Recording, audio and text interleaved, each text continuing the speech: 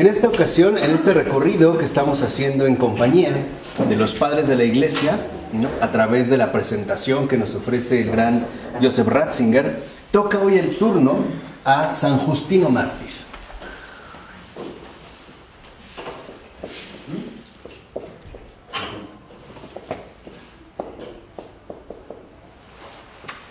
Toca el turno en concreto a San Justino Mártir. El primer rasgo que cabe destacar de San Justino es que él fue filósofo. De hecho, nunca lo dejó de ser. Al contrario, a partir de su conversión, él mismo declaró que por fin había encontrado la filosofía, que realmente había comenzado a ser filósofo. Y es considerado, sobre todo, el padre apologista más importante del siglo II. Estamos con San Justino Mártir en el siglo II después de Cristo. O sea, en los años 100. Ahora, considerarlo, ¿no?, como el padre apologista más importante del siglo II da también, ¿no?, la posibilidad de definir realmente qué se entiende por apologista. Cuando se habla de apologista, en este caso, se hace referencia sobre todo, o se designa, ¿no?, a los escritores cristianos antiguos que se proponían defender la nueva religión, ¿no?, o sea, el Evangelio, ¿no?, la experiencia cristiana, proponían defender esta nueva religión de las graves acusaciones que por un lado, ¿no?, venían de parte de judíos y también de paganos. Eso por un lado, ¿no?, defender de estas acusaciones falsas a la nueva religión. Y por otra también, la finalidad de los apologistas era difundir la doctrina cristiana de manera adecuada a la cultura de su tiempo. O sea, aquí también vemos un gesto bastante importante de condescendencia, ¿no? Se trata de difundir el Evangelio de manera adecuada a la cultura de su tiempo. Así, lo que nosotros encontramos básicamente en los apologistas son dos finalidades. Por un lado, si hemos dicho que San Justino Mártir es apologista, ¿no?, en base ahorita a la definición que hemos dado, podemos encontrar justamente dos finalidades. Por un lado, que es verdaderamente la apología, defender el cristianismo. Ahora, aquí hay que entender bien esta noción de defensa, ¿vale? Porque hoy me parece que al menos bastantes apologistas contemporáneos se equivocan de rumbo. Defender el cristianismo, en el caso de este apologista, es defenderlo de todas las falsas acusaciones que se hacen contra él. Es decir, defender al cristianismo es no permitir que las falsedades quieran, en este caso, ganar terreno. No al revés, como muchos hacen. Quieren defender el cristianismo como si el cristianismo necesitara que se defendiera. O por ponerlo de otra manera, la verdad no necesita que se le defienda. Lo único que se puede hacer en este caso es justamente combatir contra los errores, las falsedades, las falsificaciones, vengan de donde vengan, que en este caso se pretenden imputar al cristianismo. Eso es por un lado, defender al cristianismo, dijimos, de falsas acusaciones, de tergiversaciones. Es decir, es una campaña contra la mentira, que precisamente quiere también ganar el terreno del Evangelio. Pero también el apologista tiene otra finalidad, y es una finalidad misionera. De tal forma que el apologista busca defender el cristianismo, pero también promover el cristianismo.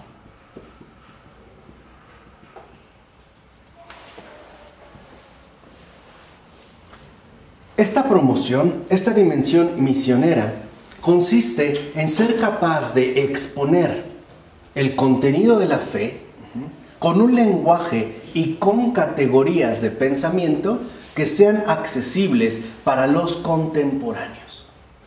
De tal forma que entonces el apologista no puede ser anacrónico, No puede justamente, ¿no?, desligarse de las realidades concretas que en efecto atraviesa el mundo según la circunstancia. Entonces, por un lado, el apologista es más bien defensivo, no ofensivo. Y por otro lado, también busca promover el cristianismo adecuándolo a las exigencias de intelección que determinada época pueda presentar. Entonces, una vez teniendo esto en cuenta, ahora sí, podemos esbozar lo siguiente de San Justino. Primero, nace alrededor del año 100 después de Cristo. Y nace en la antigua Siquem, o sea, en Samaria, es decir, en Tierra Santa. San Justino Mártir pertenece justamente al poblado de Samaria, en Tierra Santa. Y durante mucho tiempo, el propio Justino lo va a mencionar, buscó la verdad. Realmente buscaba la verdad. Buscaba la verdad en todo.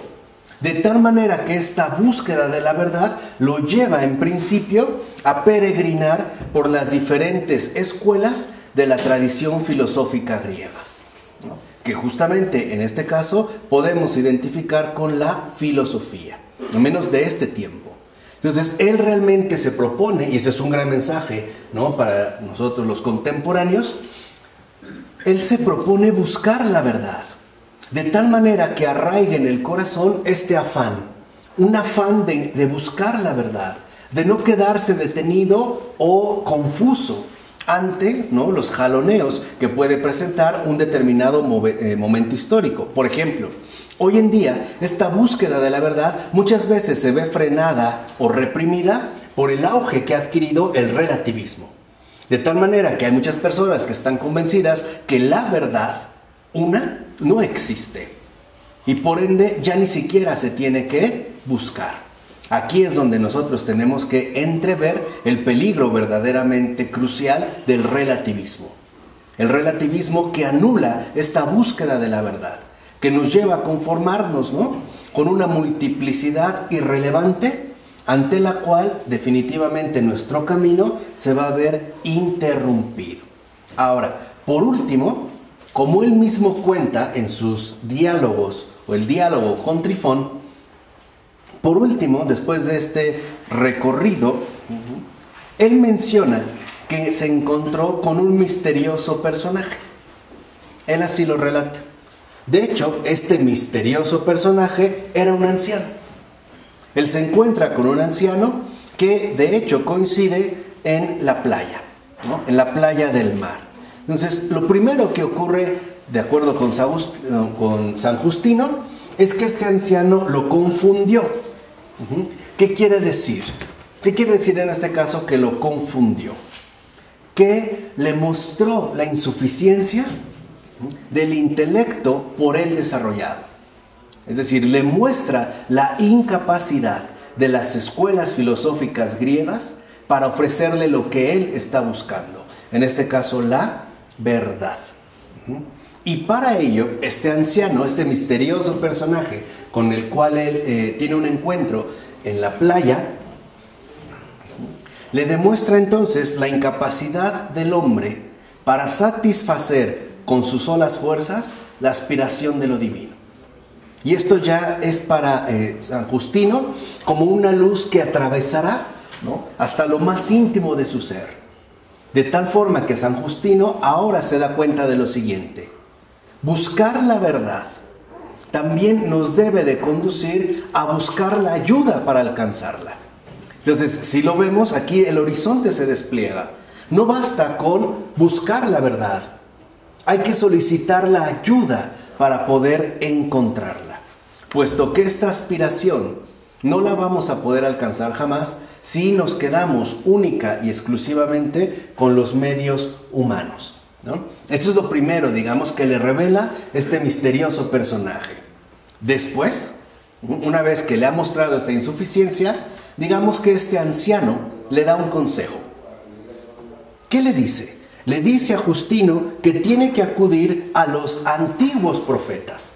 Fíjense, en primer lugar, lo manda, hoy diríamos, al Antiguo Testamento.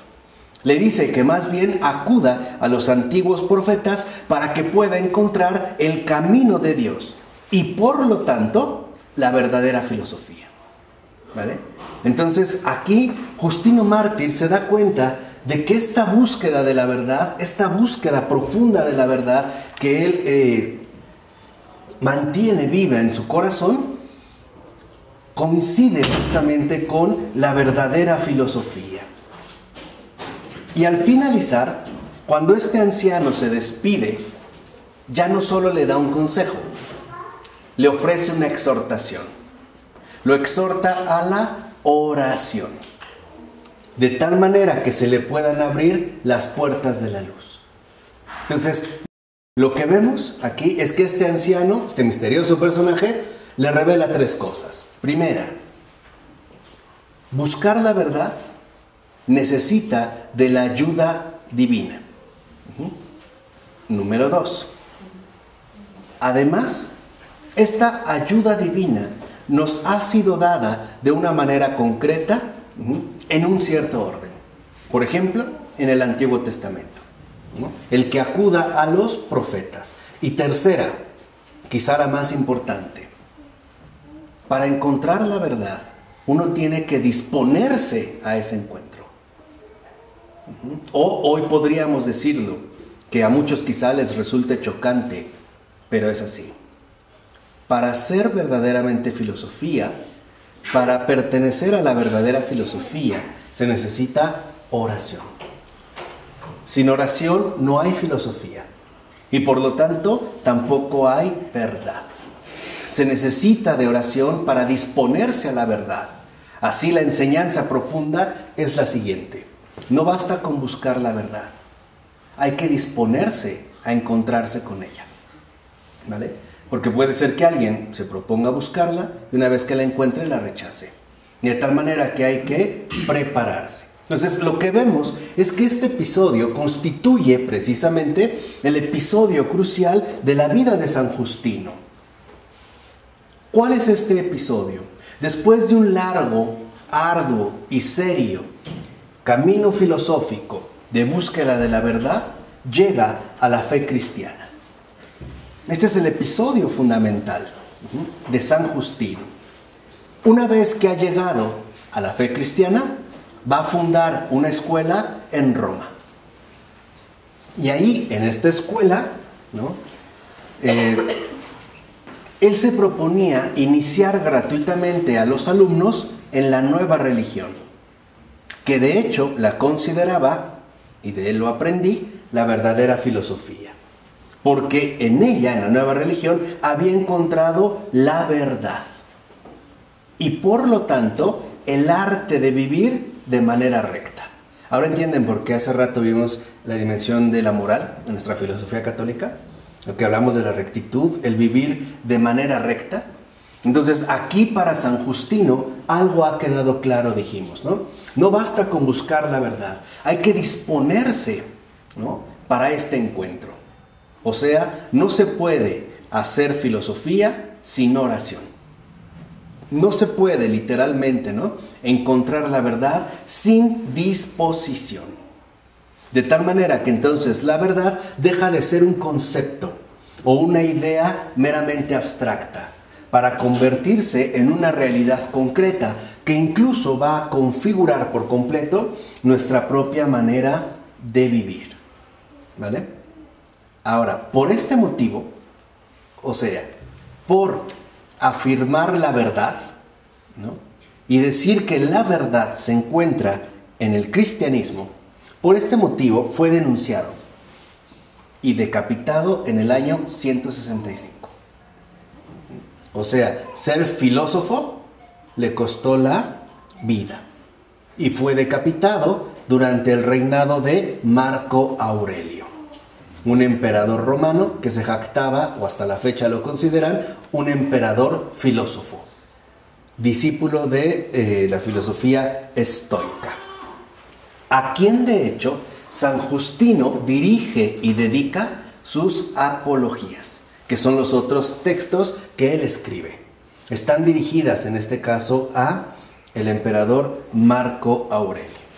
Ahora, estas dos apologías y el diálogo con el judío Trifón son las únicas obras que se conservan de él. ¿Qué es lo que busca en este caso San Justino Mártir? Primero, ilustrar ante todo el proyecto divino de la creación y de la salvación que se realiza en Jesucristo. De tal manera que entonces, para San Justino, el tema principal, ¿no?, de su respectiva apología se concentrará en el logos, que para los griegos es un término extremadamente importante. Porque el logos, es decir, entendido ya a la luz de la verdad como lo que es decir, el verbo eterno, la razón eterna, la razón creadora, es justo aquello que nos permite a nosotros ya no solo conocer la verdad, sino adherirnos a ella. Por eso San Justino sostiene que todo hombre, como criatura racional, participa de este logos. Y al ser partícipe de este logos, lleva en sí ya una semilla que lo hace capaz de vislumbrar la verdad.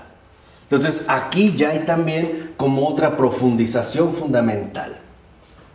En realidad, buscar la verdad y disponerse para la verdad remite en último término a lo siguiente: aceptarla. Digamos, es como el desafío fundamental, aceptar esta verdad y aceptarla en razón de que ya hemos sido provistos de este logos, al ser justamente criaturas racionales. Así pues, este mismo logos, que se revela como figura profética a los judíos en la ley antigua, también, y esto es importante para San Justino, se revela parcialmente en el ámbito pagano, particularmente en la filosofía griega, que, como vimos al principio, él conoce bastante bien. ¿Y cómo se ha revelado ahí Jesús? A la manera de semillas de verdad. O sea, para San Justino, la revelación concreta del Señor se da a partir del Antiguo Testamento, ¿no?, en la ley que de hecho revela y da, ¿no?, comparte al pueblo de Israel. Pero también está presente en el ámbito de la filosofía griega, pero de modo distinto. Podemos decir en pocas palabras que para San Justino la verdad se reveló al pueblo de Israel a la manera de ley, mientras que para el pueblo pagano, ¿no?, liderado en este caso por el pensamiento griego, precisamente se revela como esta dimensión racional. Hay semillas de verdad. Por eso para San Justino los filósofos contienen estas semillas, que en último término remiten a Cristo, porque la verdad es una. ¿Se entiende?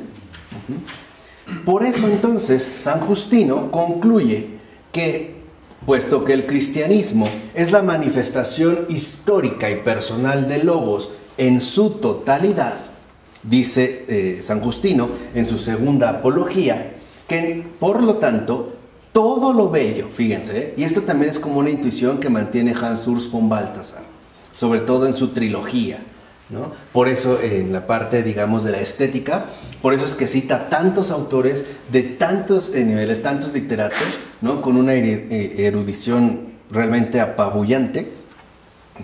Sigue esta intuición de San Justino y dice: todo lo bello que ha sido expresado por cualquier persona nos pertenece a nosotros, los cristianos. Porque en realidad todo lo bello que ha sido expresado por cualquier persona en cualquier lugar no es más que un rayito de luz, de la luz única, es decir, de Jesucristo. De tal manera que entonces para San Justino, justamente, la filosofía griega no está de fondo peleada con la revelación. Al contrario, si al pueblo hebreo, al pueblo judío, Dios lo ha querido conducir al camino de la salvación a través de la ley, al pueblo griego, entendido en un sentido amplio, ¿no?, como el paganismo en su conjunto, lo ha querido conducir a través de el ejercicio filosófico. Por eso, para San Justino, aunque consciente de las contradicciones que mantiene la filosofía griega, reconoce que la orientación decisiva de la filosofía es hacia Cristo, porque Él es la verdad. De tal forma, entonces, dirá San Justino, que cuando la religión cristiana tiene la pretensión de ser universal, tiene razón. Porque la universalidad no proviene de su adaptación a las condiciones humanas, sino de las múltiples referencias que en efecto anuncian o manifiestan la presencia de este logos. Por ejemplo, en el arte, en la literatura o incluso hoy podemos decir en las múltiples manifestaciones socioculturales en las que vivimos.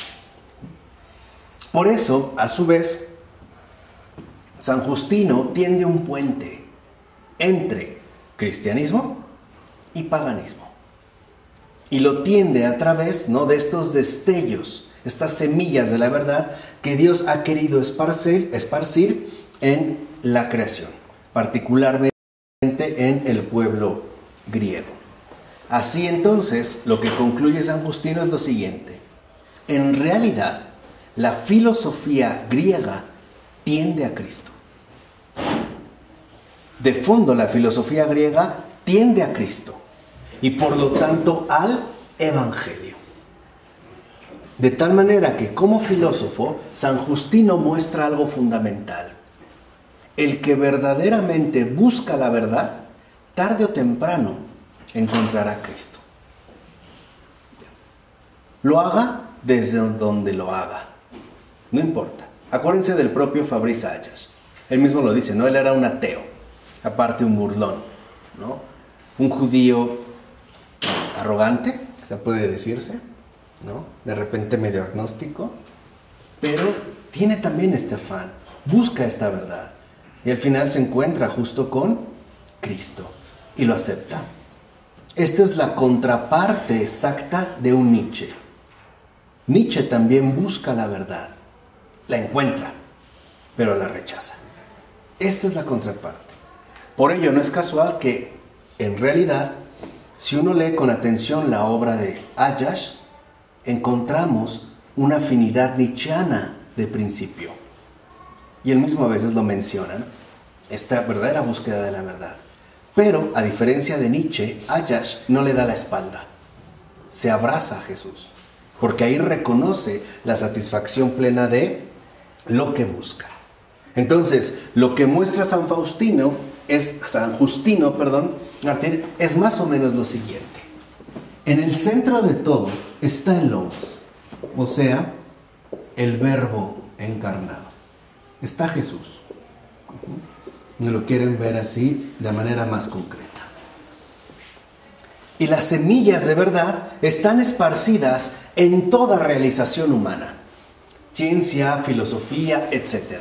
Y ahí donde, por ejemplo, en la literatura encontremos una semilla de verdad, esta semilla tiende un puente que orienta, en último término, hacia el centro crucial y fundamental de todo lo creado, que es el Logos, el Verbo encarnado, Jesús.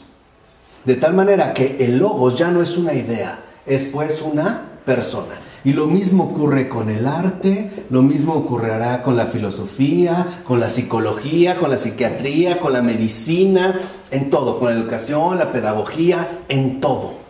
En pocas palabras, Jesús se manifiesta en todo. Ahí donde aparece lo bello, Por eso vuelvo a repetir esta frase tan extraordinaria de San Justino. Todo lo bello que ha sido expresado por cualquier persona nos pertenece a nosotros, los cristianos, porque es de Cristo. Lo que ellos tienen a manera de semilla, nosotros ya lo hemos reconocido en plenitud, en esta comunión. De tal forma que entonces San Justino comprende que el verdadero pueblo elegido de Dios es la humanidad entera. Ya lo había, entrevisto de esta forma. Así entonces va a decir que estas dos realidades particulares, por ejemplo, el Antiguo Testamento y la filosofía griega son los dos caminos centrales que llevan a Cristo, es decir, a Logos. De tal forma que no es pertinente afirmar que la filosofía nos tiene que alejar de Cristo. Por el contrario, nos tendría que conducir precisamente a Él. Porque para San Justino Mártir algo ya es claro. Si la filosofía griega, piénsenlo de esta manera, el pensamiento, el ejercicio intelectual en general, en cualquier época, contiene estas semillas de verdad, entonces, de fondo, no puede oponerse al Evangelio. No puede literalmente oponerse al Evangelio, es decir, a la verdad. Y por eso los cristianos pueden acudir a ella con total confianza. No hay que establecer, en este caso, rupturas tajantes, cosa que a mí me cuesta bastante trabajo, especialmente con los griegos, ¿no? En particular. Pero eso, no hay que manifestar esta oposición. De ahí pues que entonces San Justino Mártir, como afirmara San Juan Pablo II, es un gran pionero. Porque San Justino Mártir propone el encuentro positivo con el pensamiento filosófico. Aunque eso sí, bajo la cautela espiritual de un adecuado y recto discernimiento. ¿Qué quiere decir esto? Que se puede acudir a cualquier filósofo, pero con oración. Literalmente, uno no tiene por qué privarse de la filosofía, pero no tiene por qué tragarse todo lo que ésta ofrezca. No tiene por qué tragárselo todo. Tiene que entrar con discernimiento. De tal manera que al buscar la verdad, lo que realmente se busca es a Cristo. Y el Señor se manifiesta, ¿no?, bajo algunos determinados rasgos. Entonces, lo que vemos en pocas palabras es que para San Justino la cosa es clara. La verdad reúne, no divide. La verdad fomenta la comunión, no la división. Lo cual a su vez establece un punto fundamental que afortunadamente fue nuevamente puesto a la luz y rescatado con gran intensidad y coraje precisamente por Joseph Ratzinger. Lo que muestra San Justino, por ejemplo, es que la opción fundamental de la Iglesia es por la filosofía, no por la religión. Que es aquí donde se va a establecer una situación fundamental. ¿Qué sucede aquí? Lo que sucede es que San Justino se da cuenta de que la filosofía, en tanto búsqueda de la verdad, apunta a Cristo. Mientras que la religión, entiéndase, religión pagana, rehuye de Cristo. Por eso el diálogo cristiano es con el Logos, con las manifestaciones del Logos, no con los desvaríos de este Logos. De hecho, aquí, digamos, San Justino también no está muy alejado de lo que los propios exponentes, por ejemplo, del pensamiento griego, ¿no?, los más reconocidos, pongamos Platón y Aristóteles, sostenían.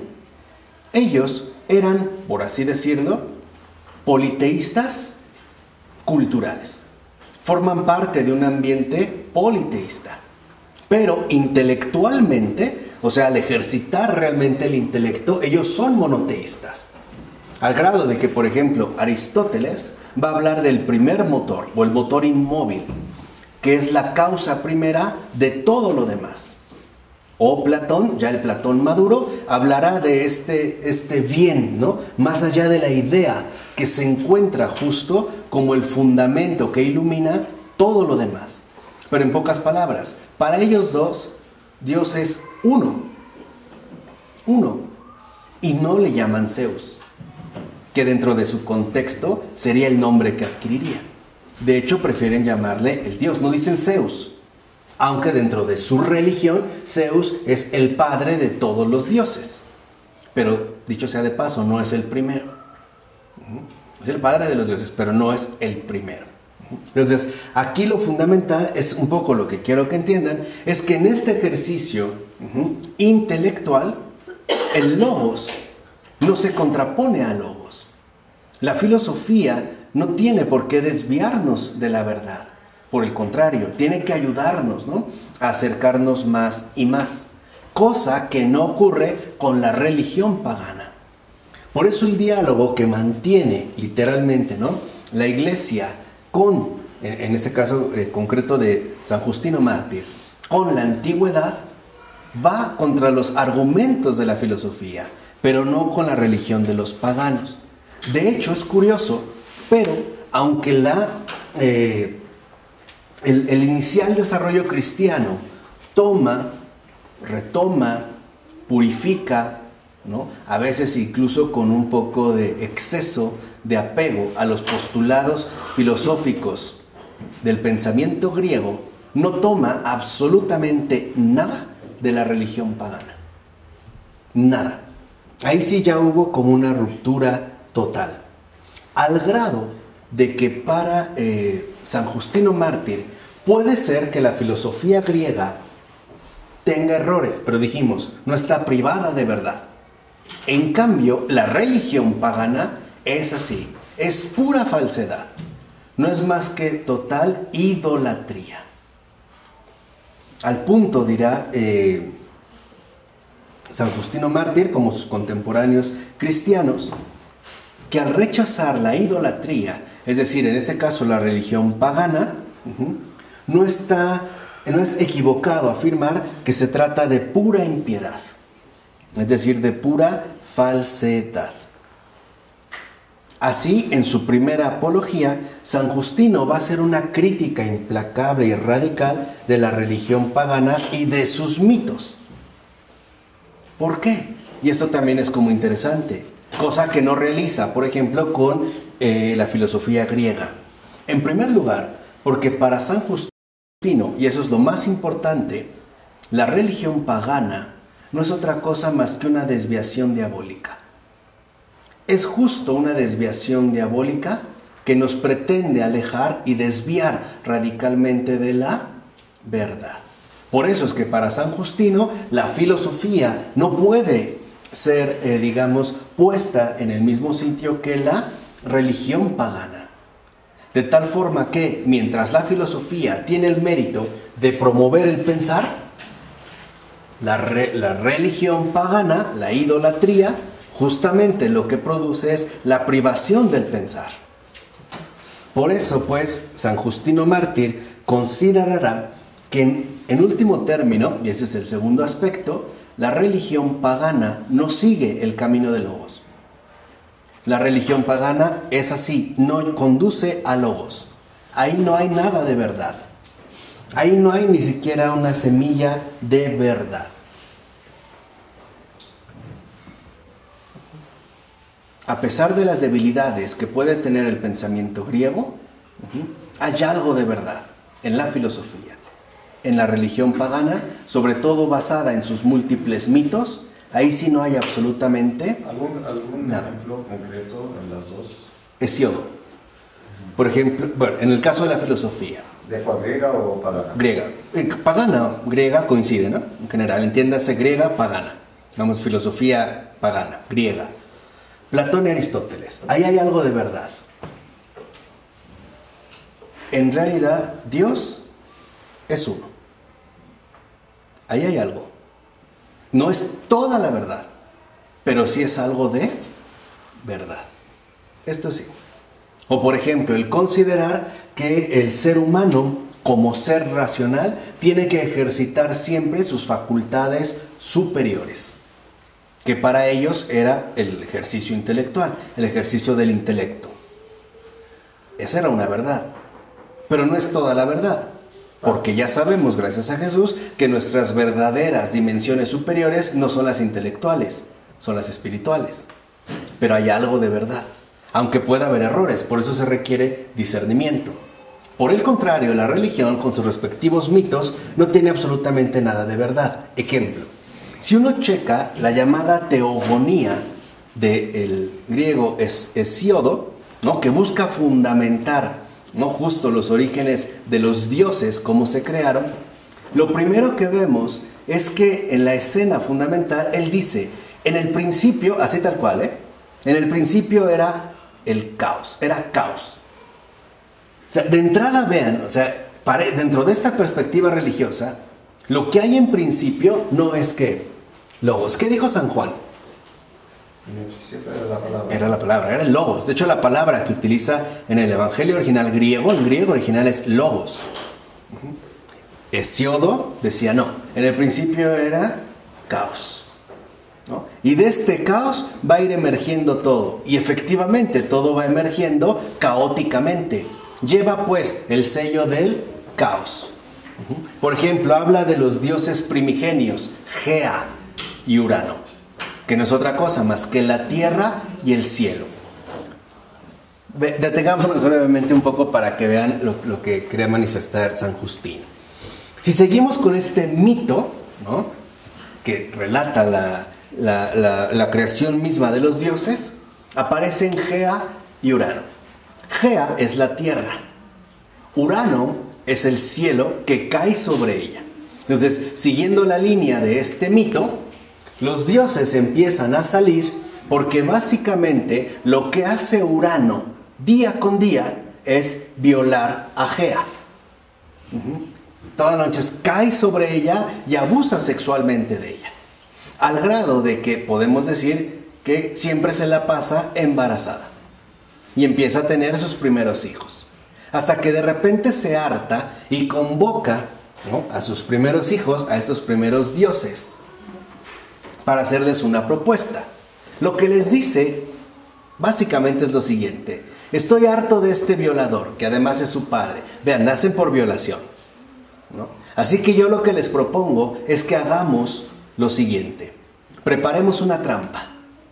Y entonces, para cuando él vuelva a aparecer, y justo en el momento en el que intente abusar de mí, hay que castrarlo.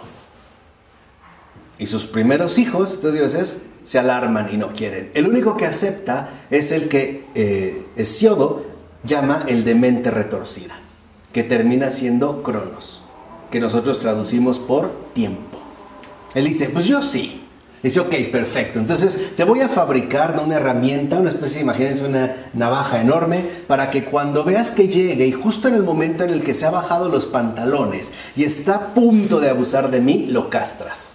Mientras yo te voy a esconder en mis senos, entre montañas, ¿no? Y él acepta. Y en efecto, llega Urano bien contento, otra vez para realizar su violencia sexual, ¿no?, sobre Gea. Sale lo castra. Recordemos que en la narración es su propio padre. Entonces toma, ¿no?, lo que queda y lo arroja al fondo del mar Egeo. Y ahí empieza a brotar una espuma.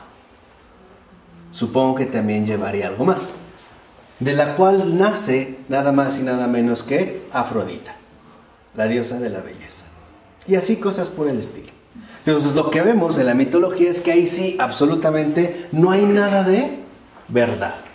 Para empezar, en el principio no es caos. Segunda, Dios no es así, para nada. No tiene nada que ver con esos relatos, ¿no?, literalmente míticos, que servían como fundamento para la religión pagana. Por eso afirmó San Justino Mártir que el ocaso de la religión pagana resultaba inevitable. ¿Por qué? ¿Por qué desapareció? Porque no tiene consistencia. Porque carece de verdad. La religión se aleja de la verdad del ser. De tal forma que la única manera que tiene para buscar perpetuarse es elaborar un conjunto artificial de ceremonias, convenciones y costumbres. Es decir, ritos repetitivos que pretendan sustentar algo que en sí carece de sustento. Es una falsificación. Y esto se ve en la manera práctica en la que los paganos, por ejemplo, griegos y romanos, llevaban a cabo la dimensión religiosa de su vida. Por ejemplo, para un romano, para cambiar un poco la perspectiva, no importaba si uno creía o no en los dioses, sino que participara públicamente de esta celebración. Nada más. O sea, que formara parte de esta ceremonia, lo cual garantizaba dos cosas. Número uno, sumisión al imperio. Y segunda, fidelidad al emperador. De tal forma que si alguien se oponía a este tipo de celebraciones, era considerado enemigo del imperio, como de hecho ocurrió con los primeros cristianos, incluido por supuesto San Justino Mártir. Así lo que vemos en pocas palabras es que con San Justino Mártir y de los demás apologistas van a tomar ya una clara postura. La fe cristiana puede dialogar con la filosofía, pero no tiene nada que ver con la religión pagana. En la filosofía hay algo de verdad. La religión pagana, sea la que sea hasta de estos tiempos, no tiene absolutamente nada de verdad. Y por eso no se mantiene como a una clara distancia. En pocas palabras, se trata de una opción. Se trata de la opción por el ser de la verdad, contra el mito de la mera costumbre, de lo que carece de sustento. Si uno lee, por ejemplo, también a otros autores griegos, veremos cómo incluso algunos, los llamados satíricos, se burlan de los propios dioses de su mitología. Se burlan de las propias cosas que dicen. Por ejemplo, el propio Zeus, ¿no? Padre de los dioses, padre de todos los dioses, ante todo destaca por ser bastante iracundo y lujurioso. Bueno, ya vemos de dónde venía su pedigrí, ¿no? Sí, al final de cuentas iba por allá. Al grado de que los griegos consideraban que la bóveda celeste cerrada era algo así como una tela oscura que los dioses en el Olimpo ponían, ¿no? Para que no viéramos la gran fiesta que se traían en el Olimpo. Pero, ¿qué pasa con las estrellas? Lo que ellos decían es que las estrellas no eran más que agujeritos en esta tela, producidos por los rayos que Zeus aventaba cada vez que castigaba a un hombre. Entonces, al ver tantas estrellas, lo más seguro es que Zeus tenía serios problemas hepáticos. Era un bilioso. Es un poco lo que quiero que entiendan, ¿vale? Algunos otros padres de la iglesia, por eso, entran decididamente. Lo que dicen es, en la filosofía puede haber errores, pero ahí está el logos. En la religión no cristiana está el demonio. Eso sí, es obra ¿de quién? Del demonio. Por eso si lo vemos, los padres de la iglesia, literalmente sus controversias, ¿con quiénes son? Contra los herejes. Contra los herejes, que destacan, en este caso, por su capacidad intelectual. Pero nunca hablan de la religión pagana. Porque para ellos es básicamente obra de el demonio. Así entonces, lo que vemos, en síntesis, en el caso de San Justino, es que en una época como la nuestra, ¿no? Caracterizada, como dijimos hace un momento, por el relativismo, ¿no? Sobre los valores, incluso el desprecio de la filosofía y la exaltación de la religión, etc., San Justino tiene una gran lección que darnos. No podemos perder la filosofía. Hoy sí vemos es lo contrario, ¿no? La filosofía tiende a desaparecer, pero las opciones religiosas tienden a incrementarse. Ahora se entiende por qué. Ese es el engaño. Es justamente pasar de la luz a las tinieblas. Justamente volver a esa esclavitud de la que hemos sido liberados. Por ello no es casual que a nivel global hoy en día la filosofía sea considerada algo netamente marginal. El propósito es desaparecer la filosofía de nuestro panorama contemporáneo. Empezando por hacerla desaparecer, como ya ocurrió en varias partes del mundo, también en México, por ejemplo, en la SEP, ¿no? Oficialmente, la desaparición de la filosofía como tal. Por eso hoy lo importante es que no haya manera de reconectarse con el logos, sino de perderse, en pocas palabras, con el caos. Porque el logos, a final de cuentas, es orden. Mientras que la religión pagana, es decir, religión no cristiana, es caos.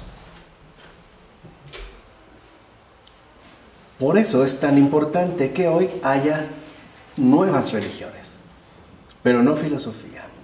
Que no haya ejercicio intelectual, sino tinieblas y extravío. Así, ¿no?, podemos quedarnos, como nos sugiere el propio Ratzinger, al terminar con este perfil, con las palabras que ese misterioso personaje le dijo a San Justino Mártir a la orilla del mar. ¿Qué le dijo? Tú reza ante todo para que se te abran las puertas de la luz, pues nadie puede ver ni comprender si Dios y su Cristo no le conceden comprender. Creo que es lo que tenemos que hacer, lo que tenemos que empezar nuevamente nosotros. Primero, rezar. Pedir para que se abran las puertas de la luz, para que se nos conceda finalmente comprender, que es lo que hoy en día tanto necesitamos. Ya no solo creer a ciegas, sino comprender la verdad y comprenderla de tal modo que se haga carne en cada uno de nosotros. ¿De acuerdo? Vamos a dejarla hasta aquí. En nombre del Padre, del Hijo, del Espíritu Santo. Amén.